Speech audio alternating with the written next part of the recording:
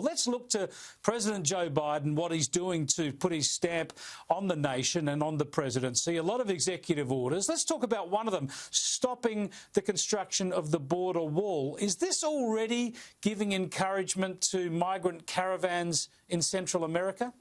That's the argument that is being made by many Republican lawmakers, that this is a signal to those migrant caravans that security at the U.S. border is now lax, or at least not as stringent as it was during President Trump's time in office.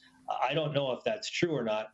As it relates to the border wall itself, there are contracts that must be abided by. So assuming that you can get out of those contracts, which is a big assumption, the effort to continue building the U.S. border wall along the U.S.-Mexico border will cease during the Trump administration. It won't go as far as what President Trump wanted to go in terms of its completion during the course of the Biden administration.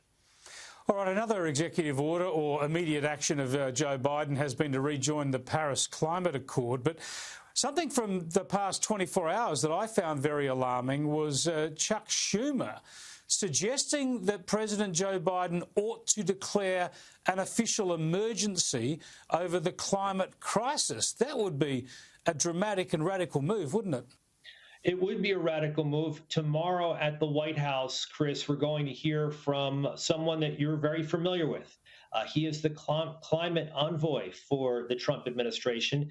It's our former U.S. Secretary of State, John Kerry, and he'll make some remarks, maybe along the lines that you're talking about right there. But it didn't surprise anybody. I should interrupt you there. He's the climate envoy for the Biden administration, right?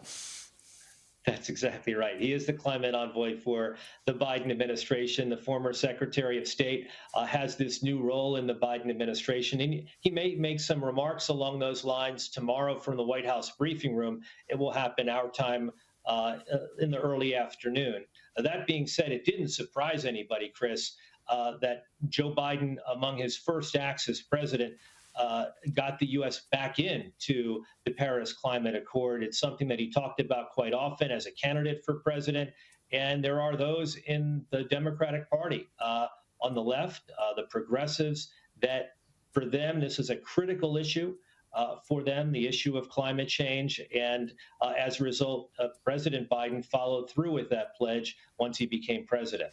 Yeah, you're right. He had to do that. That was expected. I think the declaration of an emergency would be taking that to another level. We'll wait and see what John Kerry's got to say. Just finally, John, your thoughts on cities now opening up, some of the pandemic responses being relaxed post-election?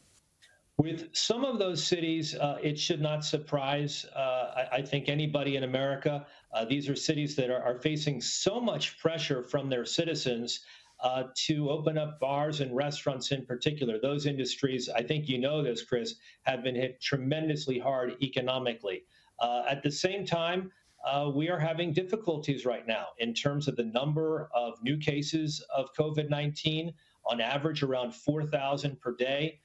So the problem's not going away. And obviously for the Biden administration, this is a problem that they obviously inherited from the previous administration, the problem itself, and now they have to figure out how to go about inoculating 330 million Americans. It's an awesome task that is before them, and they are making pledges that by the end of this coming summer, every American who wants a COVID-19 vaccination can get one.